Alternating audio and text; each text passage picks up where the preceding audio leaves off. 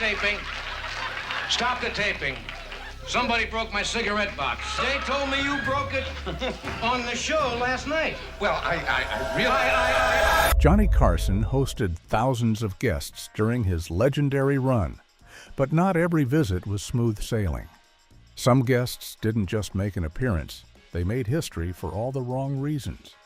These were the nights when the jokes fell flat, the energy shifted, and even Johnny's famous charm couldn't save the moment.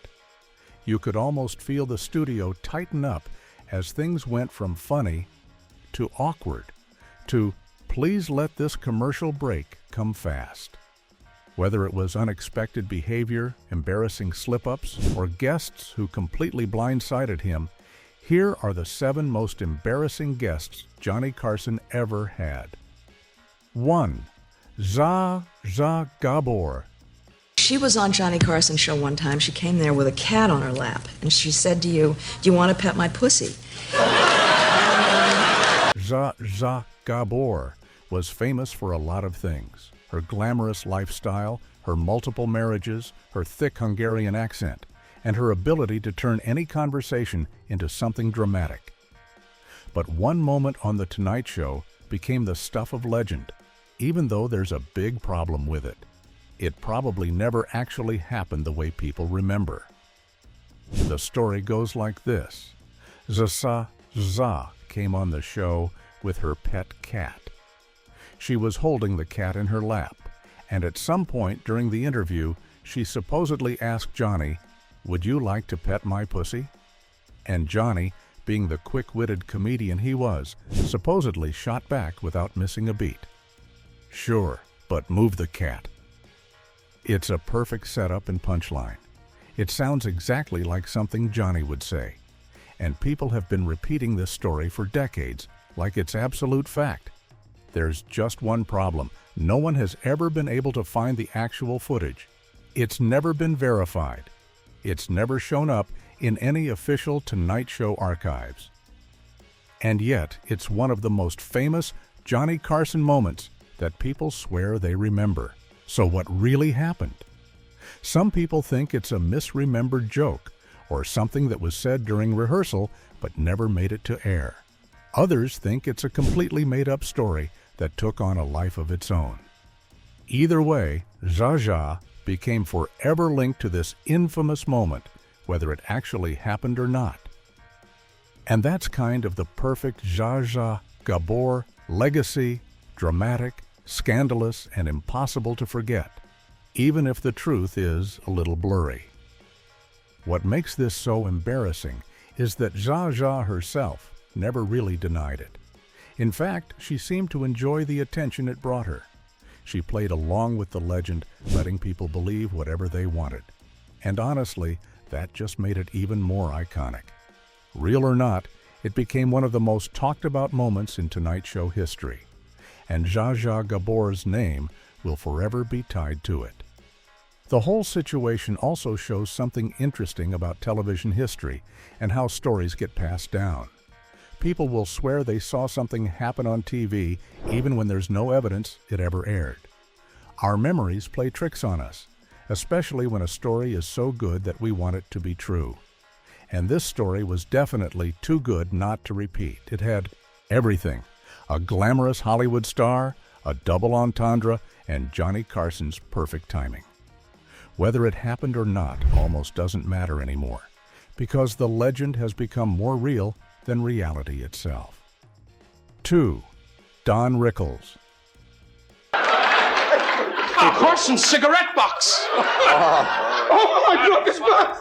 I broke Carson's cigarette box! Don Rickles was a comedy legend.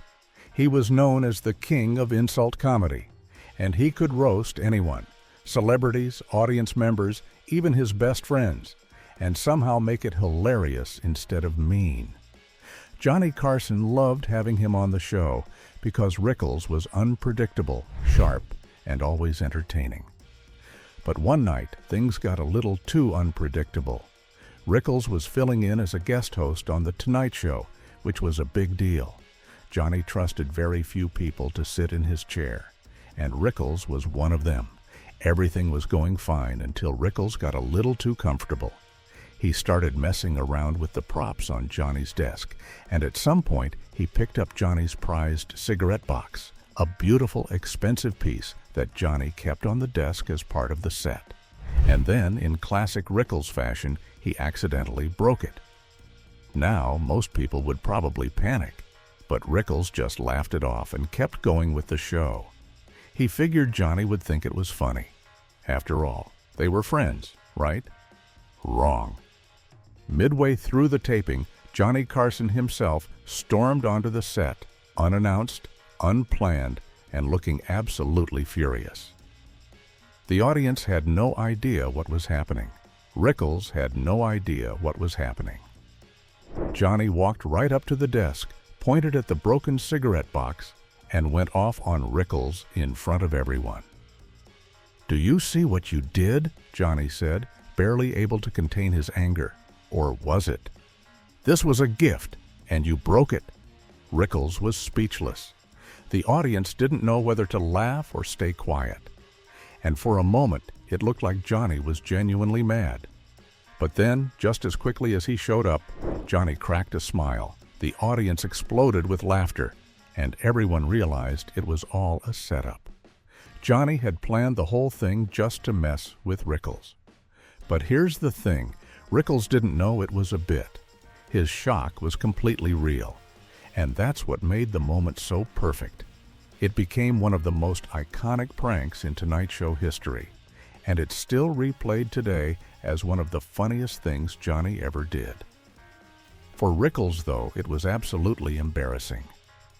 At least for those few seconds when he thought he'd actually destroyed his friend's career. 3. Charles Grodin.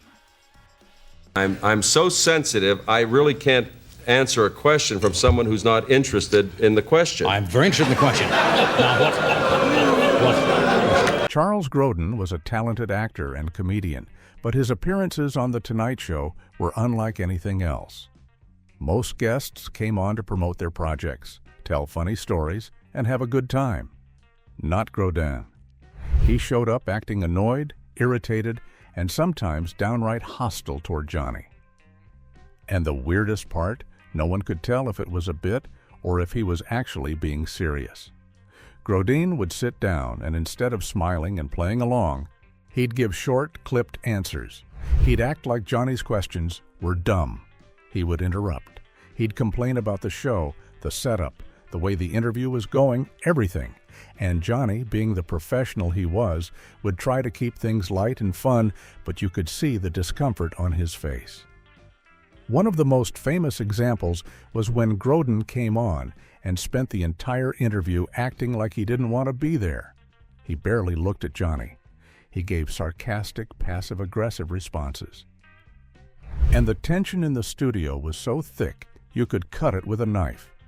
The audience didn't know whether to laugh or cringe. Some people thought it was the funniest thing they'd ever seen. Others thought Grodin was being genuinely rude. The truth is, it was a character.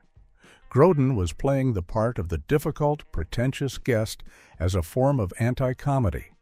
He wanted to make people uncomfortable on purpose because that was his style. And in a weird way, it worked.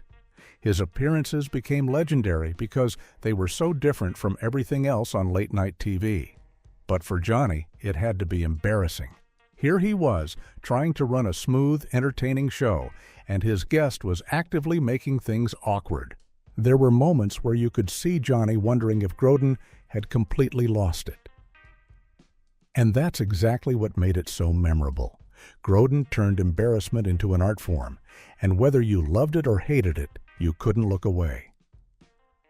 The interesting thing about Grodin's approach was that it actually influenced a whole generation of comedians who came after him. People like Norm Macdonald and Andy Kaufman took inspiration from Grodin's willingness to make audiences uncomfortable for the sake of comedy. He showed that you didn't have to follow the standard talk show formula.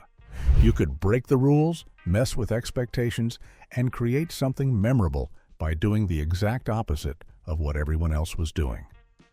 4. Ed Ames.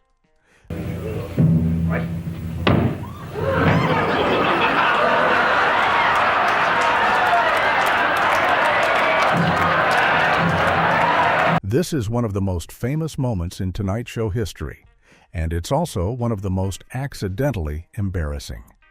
Ed Ames was a singer and actor, and he came on the show to talk about his role in a TV series where he played a Native American character.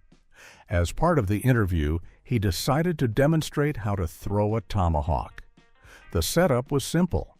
The crew brought out a large wooden board with the outline of a cowboy drawn on it. The idea was that Ames would throw the tomahawk and hit somewhere on the target. Maybe the shoulder, maybe the chest, somewhere safe and impressive. Well, Ed Ames threw that tomahawk, and it flew through the air in perfect form. It spun beautifully. It hit the target dead on. There was just one problem. It landed squarely between the cowboy's legs, right in the groin. The audience absolutely lost it. People were screaming with laughter. Johnny Carson bent over double, unable to speak. He tried to say something, tried to move the show along, but every time he looked at the tomahawk sticking out of the board, he lost it all over again. The laughter went on for so long that it became one of the longest uninterrupted audience reactions in Tonight Show history. And Ed Ames? He just stood there, frozen, looking at what he'd done. He tried to smile. He tried to laugh it off. But you could see the embarrassment all over his face. He knew exactly how it looked. He knew what everyone was thinking. And there was nothing he could do except stand there while Johnny and the audience completely fell apart. To this day, that clip is still one of the most replayed moments from The Tonight Show. It's been shown on blooper reels, anniversary specials, and late-night retrospectives. And every single time, it gets the same reaction. Pure, uncontrollable laughter. For Ed Ames, it was probably the most embarrassing moment of his career. But for everyone else, it was comedy gold. What made the moment even funnier was Johnny's reaction. After the laughter finally started to die down, which took several minutes, Johnny walked over to the board, looked at where the tomahawk had landed, and delivered one of his most famous lines. "I didn't even know you were Jewish." The audience erupted all over again. It was the perfect topper to an already perfect moment. And poor Ed Ames had to stand there through all of it, knowing that this would be what people remembered him for more than anything else he ever did in his career. 5. Burt Reynolds.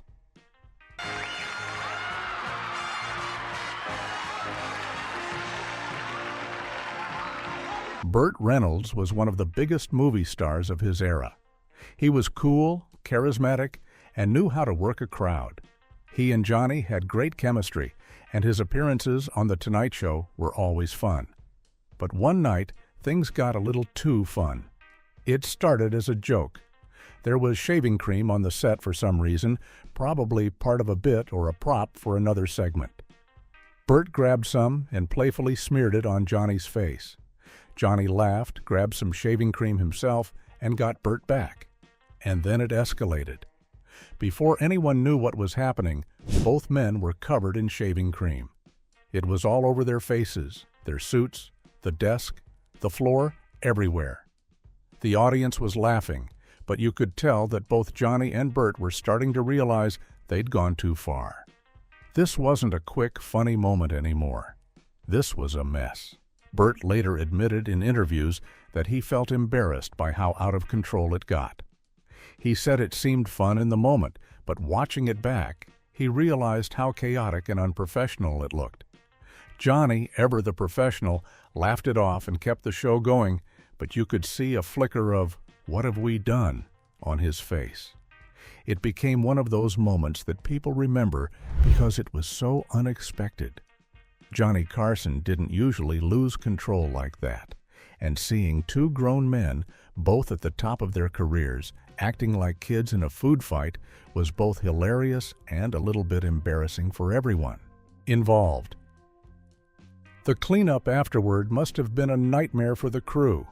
Shaving cream is not easy to get out of fabric, and both men were wearing expensive suits that were probably ruined.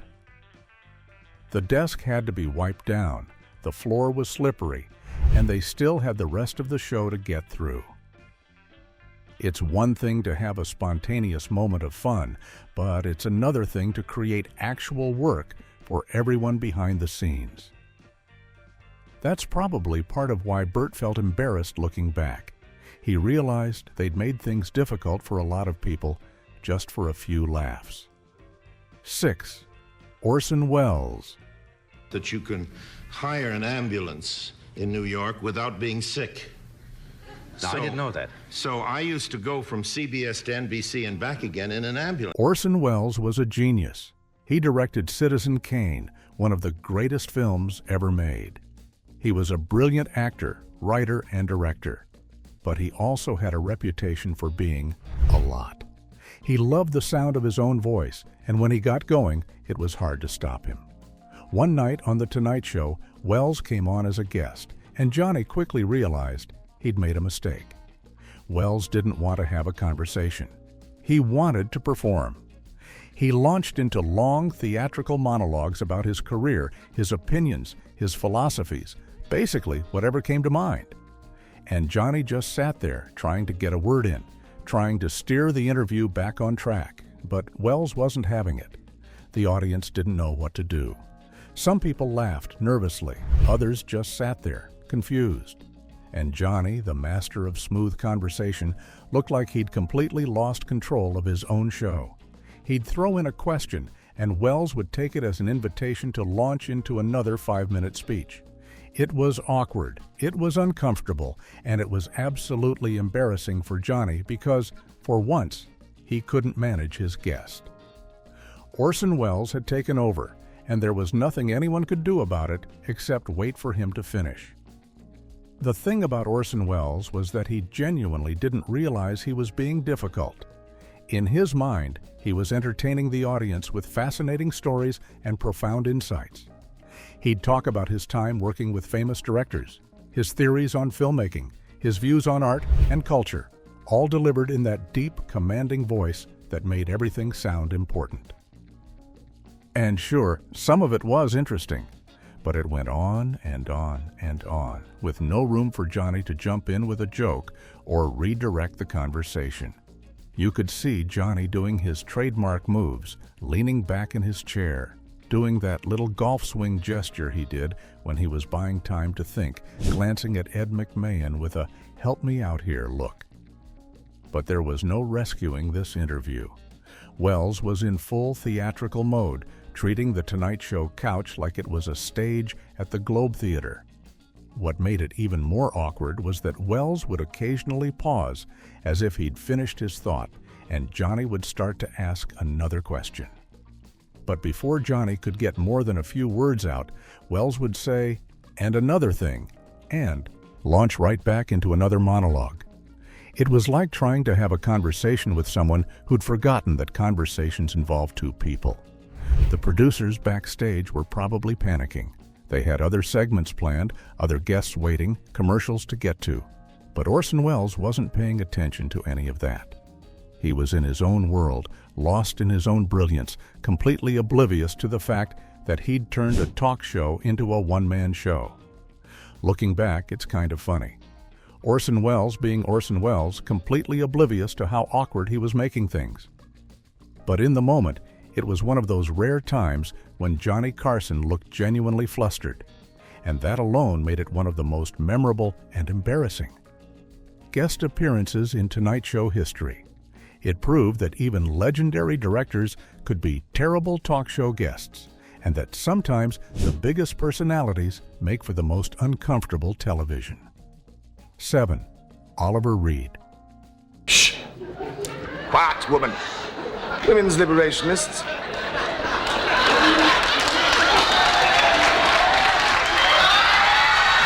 Oliver Reed was a legendary British actor known for his intense performances and his even more intense personal life.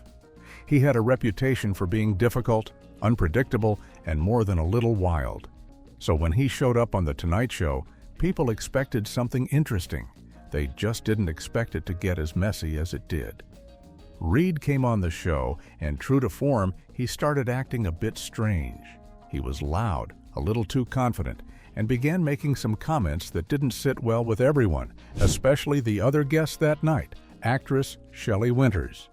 Reed started talking down about women, making dismissive and condescending remarks that were clearly meant to be provocative. Maybe he thought it was funny.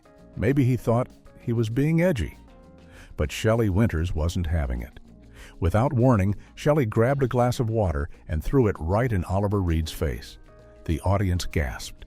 Johnny looked absolutely stunned.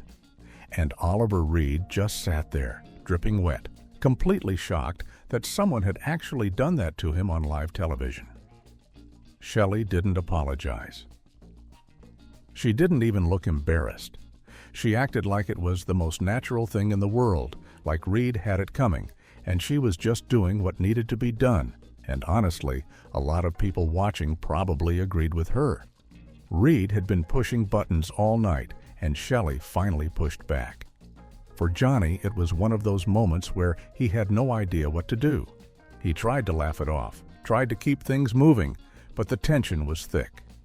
Oliver Reed was clearly embarrassed, not just because he got water thrown at him, but because he'd been publicly called out for his behavior in front of millions of viewers. And Shelley Winters became an instant icon for standing up to him. It was chaotic, shocking, and absolutely unforgettable.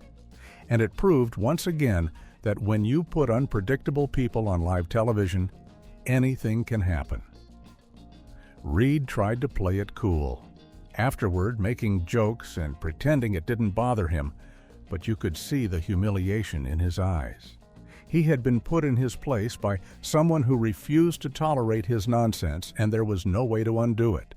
The water was thrown, the moment was captured, and millions of people had just watched him get exactly what he deserved. And there you have it, proof that even Johnny Carson couldn't control everything.